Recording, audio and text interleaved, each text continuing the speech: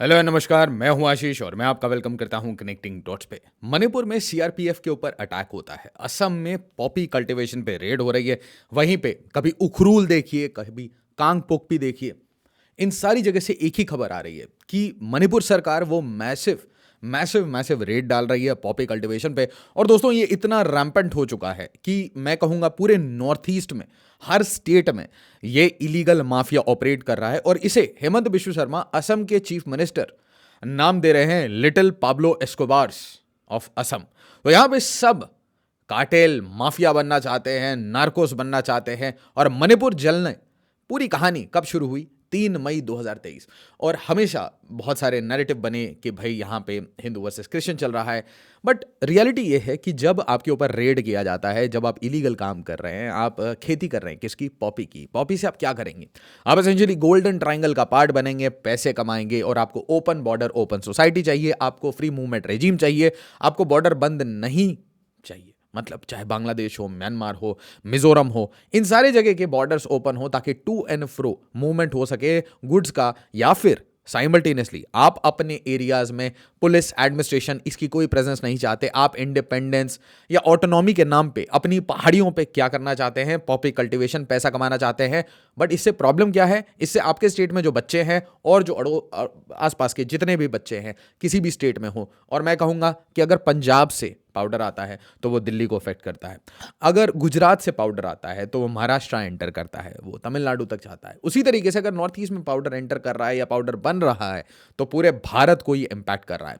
और यहां पे ये जो पुराना नैरेटिव था, why ethnic violence in India's Manipur has been going on for 3 months। और यहां पे इनका सीधा सीधा स्टेटमेंट देखिए, इससे आपको समझ आएगा। Animosity between states um mainly Hindu Meitei majority and predominantly Christian Kukis हो। तो हमेशा ये हिंदू क्रिश्चियन करने का एजेंडा था अमेरिका का। और ये जो एजेंडा था, इसमें एक बहुत बड़ा मोहरा Mohammad Yunus the puppeteer in chief, हमारा भिखमंगा। आप जरा अमेरिका को देखिए, अमेरिका की हालत इतनी बुरी तरीके से चेंज हुई, डोनाल्ड ट्रंप आ गए, यूएस एड को ही बंद करना चाहते हैं। यूएस ये जो पैसे दुनिया भर में डेमोक्रेसी फैलाने के लिए, और आपने देखा होगा जर्मन देशभक्त वो काफी डेमोक्रेसी फैलाते हैं पूरी दुनिया में। और इन सारे लोगों को डायरेक्टली इनडायरेक्टली एनजीओ से फंडिंग मिलती है। और ये सारी एनजीओ की फंडिंग आती थी यूएस एड से, जो कि बाइडन का प्यारा सा पपेट था। और देखिए जरा दुनिया भर में क्या बात हो रही है। What is US aid? Explaining the US foreign aid agency and why Trump and Musk want to end it. क्योंकि इसके पीछे कुछ कहानियां हैं। जरा देखिए, John F Kennedy created US aid at the height of United States cold war struggle. तो मतलब एक ही एजेंडा था। यूएस एड से मैं छोटी छोटी कंट्रीज को पैसे दूंगा, छोटे छोटे रीजन्स को पैसा दूंगा और बोलूंगा कि डेमोक्रेसी फैला रहे हैं क्योंकि आप डिक्टेटरशिप में है, आप में बड़ी क्राइसिस है, हम आपको पैसे देते हैं, काम करिए, तख्ता पलट करिए। सिंपल सी कहानी है, इससे ज्यादा कहानी नहीं है। अब ये देखिए, रॉबर्ट एफ कैनेडी जूनियर क्या कहते हैं, रिवील्स दैट यूएस एड किसके लिए काम कर रहा था। पढ़ के बताइए कमेंट में क्या दिख रहा है। और इसलिए वीडियो को लाइक कर दीजिएगा ताकि ज्यादा से ज्यादा लोग इस वीडियो को देखें, वरना जनरली ऐसी कहानी अगर बताता हूं तो वीडियोस को दबा दी जाती है।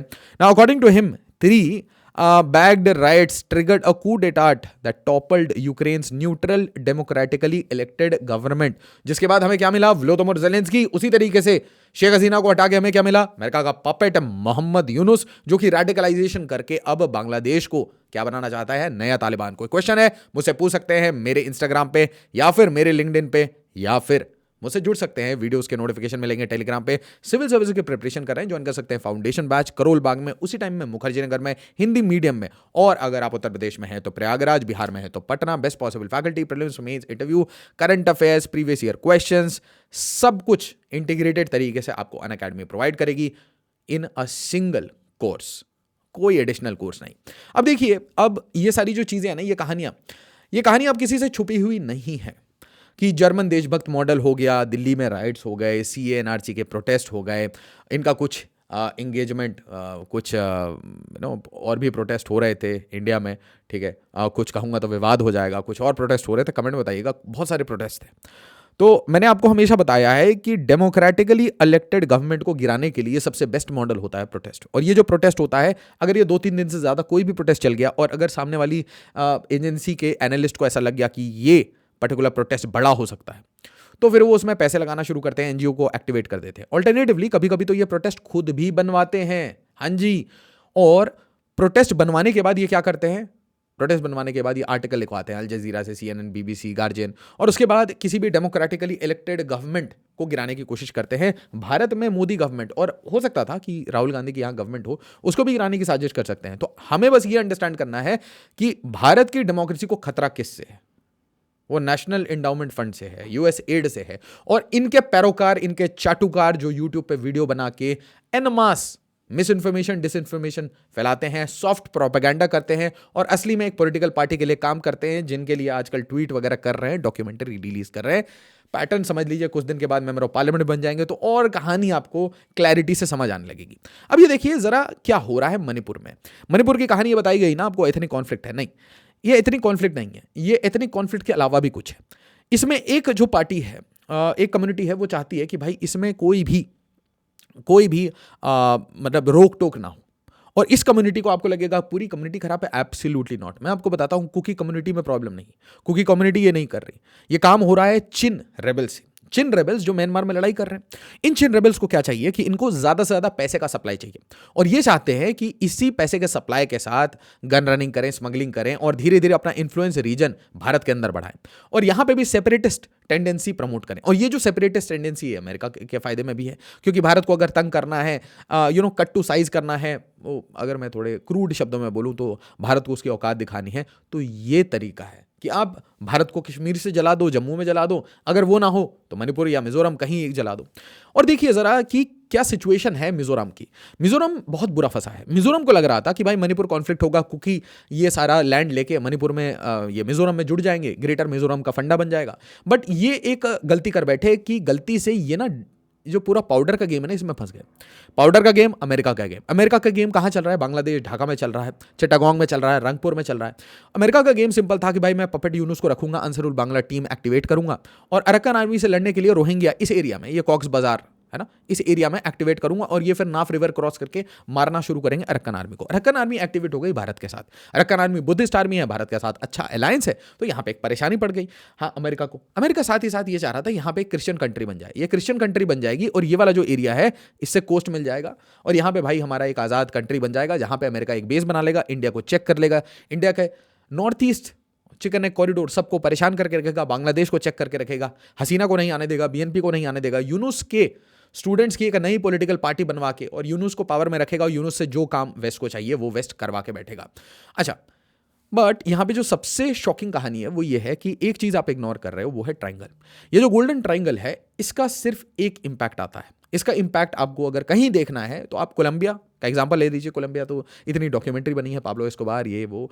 कोलंबिया कार्टेल की बात आज भी हो रही है। डोनाल्ड ट्रंप भाई इनको एज ए टेररिस्ट ट्रीट कर रहे हैं। तो अपने घर के पड़ोस में अगर हो तो उसको टेररिस्ट बोलते हैं, यहां पे हो तो फ्री मूवमेंट बोलते हैं, ओपन बॉर्डर बोलते हैं, ओपन सोसाइटी बोलते हैं। आपको समझ आ रहा होगा, थोड़ा थोड़ा कंडीशनिंग आपको समझ आ रही है कि आपकी ब्रेन को कंडीशन किया गया है, और ये कंडीशनिंग करके इवेंचुअली क्या है, ये म्यांमार की जो गंदगी है, ये जो चिन रेबल्स हैं, इनको घुसा के मिजोरम में इनको घुसा के कुकीज़ के साथ मिक्स कर दिया गया है, जिसके कारण ऑर्डिनरी जो कुकी सिटीजन है वो कुछ कर नहीं पाते, वो पावरलेस है। और साइमल्टेनियसली ब्रांडिंग करना शुरू करना, मतलब जो गवर्नमेंट है बीरेन सिंह की, और जो इनफैक्ट जो इम्फाल वैली के लोग हैं उनको ब्रांड करना कि भाई मेती टेररिस्ट हैं, या फिर मेती हिंदू हैं और इसलिए वो क्रिश्चियन के अगेंस्ट लड़ाई कर रहे हैं। तो यही पूरा प्रोपेगेंडा था। अच्छा, अब आप सोचिए कि गोल्डन ट्रायंगल मणिपुर में घुस चुका है, मिजोरम में घुस चुका है, बांग्लादेश में घुस चुका है, एक्सपेंशन हो रहा है। इसका मतलब क्या, ये भारत के हर स्टेट को अफेक्ट करेगा। तो आपको लगेगा नहीं नहीं ऐसा हो नहीं सकता।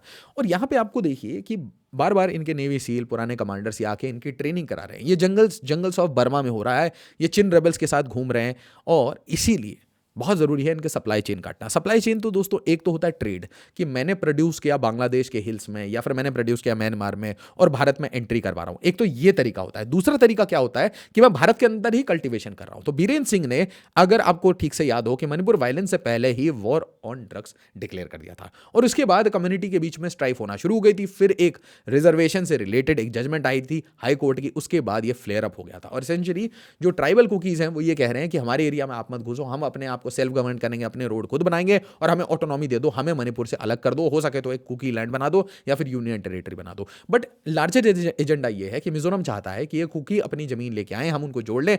और मिजोरम के तो CM ने ये भी कहा है कि भाई देखिए हम डिवाइडेड है 3 कंट्री में, हम चाहते हैं कि यूनाइटेड रहें। हाँ, यहाँ पे भारत सरकार को दो बातें करनी चाहिए चिन रेबल्स के साथ कि भाई देखो चिन रेबल्स, अगर तुमको इंडिया ज्वाइन करना है, तुम्हें पूरी टेरिटरी लेके इंडिया को ज्वाइन करना है, तो हाँ हम तुम्हें यूनियन टेरिटरी बना लेंगे। बट दूसरी बात, अगर तुम्हारे लोग यहाँ आके दंगा फैलाएंगे या पाउडर का गेम करेंगे, इसके आर्टिफिशियल नेटवर्क्स बनाएंगे, यहाँ भारत को अफेक्ट करेंगे, तो ऐसा है कि तुम्हारी एयर बॉम्बिंग हो जाएगी, कारपेट बॉम्बिंग हो जाएगी। हम मिलिट्री हुंता नहीं है, रगड़ देते हैं। और दोस्तों यहाँ पे फोर्ब्स की लिस्ट की बात नहीं करूंगा, बट फायर पावर इंडेक्स की बात करूंगा। इंडिया एक बैटल्ड हार्डन मिलिट्री है। ये हम चाइना की मिलिट्री नहीं है, बांग्लादेश के सिक्योरिटी गार्ड्स नहीं है, बैटल्ड हार्डन मिलिट्री है। इनके जो कौम के प्रोटेक्टर है सबसे बड़े, है ना, बांग्लादेश के जो पापा हैं वो कौन है ना, पाकिस्तान। वो जब भी उनको ऐसा लगता है कि उनके पास थोड़ा ज्यादा पैसा हो गया और थोड़ा ज्यादा टाइम हो गया, वो लड़ने आए हैं, बहुत पिट के गए हैं। और एक बार तो हमने इनको काट के फेंक दिया था। रीसेंट टाइम्स में आपने देखा होगा कि सर्जिकल स्ट्राइक और ये एयर स्ट्राइक से इनको क्लैरिटी आ गई है कि क्या करना है। और सबसे पहले मैं आपको बताना चाहता हूं, सर्जिकल स्ट्राइक, एयर स्ट्राइक से पहले हमने बर्मा पे ही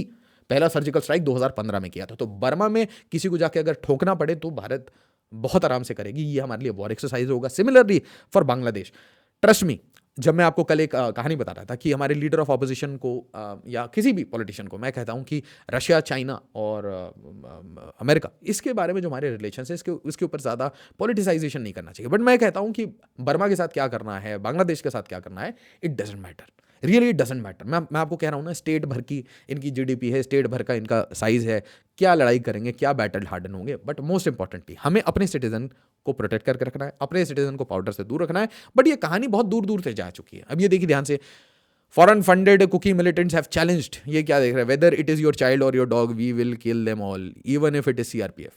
ठीक है, तो यहां पे एक चीज समझिए कि एक वॉर में फंसाया जा रहा था इंडिया को। इंडिया ने बड़े पेशेंटली चीजें शांत कर दी। उधर ट्रंप आ गया, ट्रंप ने यूएस एड कट किया, पैसा कट किया। अब ये हेल्पलेस है। अब जैसे ये हेल्पलेस है तो इस टाइम में बर्मा के साथ डील कर लेनी चाहिए भारत को। सावियो रोड्रिगेज ये बार बार इस चीज को एक्सपोज करते रहते हैं, बहुत इंपॉर्टेंट रोल निभा रहे हैं। सावियो रोड्रिगेज को बिल्कुल नमन है। हर जगह एक कहानी बार बार रिपीटेटिवली इन्होंने समझाई है और डेप्थ में जाके समझाई है। और स्पुतनिक यहाँ पे मतलब आप समझ लीजिए कि रशियन माउथपीस भी भारत की बातों को मेन स्ट्रीम कर रहा है। रशिया का पूरा सपोर्ट है, रशिया को समझ आता है या अमेरिका खेल रहा है तो नेचुरल सी बात है। बांग्लादेश में भी रशिया का इंटरेस्ट खराब हुआ क्योंकि वहाँ न्यूक्लियर पावर प्लांट बना रहे थे। उसी तरीके से भारत को चैलेंज कर रहे हैं। भारत का बेस्ट फ्रेंड है रशिया, तो वो भी एक्सपोज कर रहा है कि भाई यहाँ पे पूरा गेम जो है ना वो नार्को का है। और ये जो नार्को का गेम है ना, इससे अफगानिस्तान बर्बाद हुआ और फाइनली तालिबान आया। तो ये नार्को का गेम करके, रेडिकलाइजेशन का गेम करके एक नया तालिबान बनाना चाहते हैं बांग्लादेश में। साइमल्टेनियसली एक नई क्रिश्चियन कंट्री बनाना चाहते हैं कुकी लैंड या चिन लैंड के नाम पे, जिसके पास कोस्ट लाइन हो। प्रॉब्लम ये हो गई है कि बाइडन चले गया, अरक्कन आर्मी आ गई, इंडियन आर्मी यहाँ पे प्रैक्टिसेस कर रही है और मोस्ट इंपॉर्टेंटली यूनुस को टाइम नहीं दे रहा डोनाल्ड ट्रंप की वो रीनेगोशिएट करे। और यूनुस के साथ जितने लोग हैं, जितने भी स्टेक होल्डर हैं, अब वो यूनुस से कन्विंस नहीं हो रहे। Even student protesters student leaders की बात नहीं सुन रहे। तो ये बहुत बड़ी कहानियां हैं। पैसा जैसे ही कटता है वैसे ही क्योस होना शुरू हो जाता है। यहाँ पे अनफॉर्चुनेट थोड़ी चीज़ है, कुकी एनपी एक ग्रुप है। अब ये कुकी एनपी का जो लीडर है उसके गांव में रेड पड़ता है, तो सारे कुकी जो लोग हैं ये आके अटैक करना शुरू कर देते हैं सीआरपीएफ की व्हीकल से। देखिए प्रोवोकेशन है। और मैं आपको कह रहा हूँ, आप कहीं पे भी कोई इलीगल एक्टिविटी कर लो, आपको आके पुलिस पकड़ के ले जाएगी। ये जो कॉन्फिडेंस है ना कि आप सीआरपीएफ को अटैक कर देते हो, ये कॉन्फिडेंस सिर्फ एक कारण से आता है क्योंकि मणिपुर की अनफॉर्चुनेट रियलिटी और नॉर्थ ईस्ट की अनफॉर्चुनेट रियलिटी है कि बहुत सारी कम्युनिटीज़ के पास ओपनली गन रहता है और ये गन बहुत डेंजरस चीज़ है। इसीलिए सबसे इंपॉर्टेंट चीज़ अगर करना चाहिए तो सबसे पहले स्टार्ट विद मिजोरम। सबसे पहले ये गन वन उठाओ। लोगों के पास गन वन नहीं होना चाहिए, जो होना चाहिए लाइसेंस होना चाहिए। उसी टाइम ये देखिए, Manipur Kuki body leader faces action after mob tries to stop forces from destroying poppy field. पूरा कहानी ही पॉपी का है। उससे पहले देखिए 45 एकड़ of illegal Poppy cultivation destroyed in Kangpokpi. उससे पहले देखिए उखरूल 50 एकड़ इलीगल पॉपी कल्टीवेशन। और जहां जहां ये डिस्ट्रक्शन करते हैं उसकी ड्रोन फुटेज निकालते हैं, हेलीकॉप्टर की फुटेज देते हैं, फिर आग लगाते हुए फुटेज, क्लीन अप करते हुए फुटेज, सब कुछ पब्लिक के सामने रिलीज करते हैं। और यहां देखिए जरा, ये तो असम की बात है। असम में देखिए, आफ्टर हेमंत बिश्व शर्मा स्पॉइल्स उड़ता असम पार्टी। तो एक जगह उड़ता पंजाब की बात हो रही थी, उड़ता असम, उड़ता मणिपुर, उड़ता मिजोरम, हर जगह उड़ता चल रहा है। और दोस्तों ये बात बता रहा हूं आपको कि ये चीजें खत्म नहीं होंगी जब तक आप बॉर्डर को क्लीन नहीं करोगे, जब तक आप बॉर्डर को बिल्कुल अच्छे से फेंस नहीं करोगे, 5 लेयर सिक्योरिटी नहीं लगाओगे। और आपको पता होना चाहिए, आपको हाउंड्स चाहिए, आपको बहुत अच्छे अच्छे डॉग्स चाहिए भाई। आप बेल्जियन वैरायटी ले आओ, जर्मन शेफर्ड्स ले आओ, आप डॉग्स लेके आओ। वैसे भी हमारे पास जर्मन शेफर्ड्स की कोई कमी नहीं है। Bring as many German shepherds as possible. ये दे आर लॉयल डॉग्स, ठीक है, और ये लॉयल डॉग्स अच्छे से स्निफिंग वगैरह करके पता कर देंगे कहाँ कहाँ पाउडर का काम हो रहा है और रेड करना शुरू करो, destroy it once and for all. किसी भी स्टेट में, किसी भी बार में, किसी भी पब में इसका सप्लाई टू एंड फ्रो चल रहा है, वहाँ पे ये काम करना शुरू करना चाहिए। मुझे नहीं समझ आता कि rehabilitation and destruction of powder के अलावा हमारे पास कोई और ऑप्शन है, बट बॉर्डर अगर ओपन रखेंगे कि हाँ inter tribal, inter community relation है ना, सर्वधर्म संभाव, ये सब कुछ शगुफा किताबों में अच्छा लगता है। When it comes to your country आपको बॉर्डर चाहिए। वीडियो को लाइक और शेयर जरूर करिएगा। ये बताइएगा कि भारत सरकार भारत के ईस्ट, भारत के नॉर्थ ईस्ट को कब सिक्योर कर पाएगी, क्योंकि दोस्तों हिस्टोरिकली हमारा पूरा ध्यान पाकिस्तान पे था, फिर चाइना पे गया, और finally thanks to Mohammad Yunus, Bangladesh, Sheikh Hasina का जाना एंड म्यांमार सिविल वॉर, अब हमें एक क्लैरिटी आ गई है कि भारत के ईस्ट के ऊपर ध्यान देना पड़ेगा। गुड फॉर अस, क्योंकि ईस्ट पे ध्यान देने के अलावा हमें चिकन नेक को एक्सपैंड करने की अब जरूरत दिख रही है। कमेंट में बताइएगा ये सारी कहानी कब तक चलेगी, when we'll able to fight this war on drugs. As always, जय हिंद, जय भारत।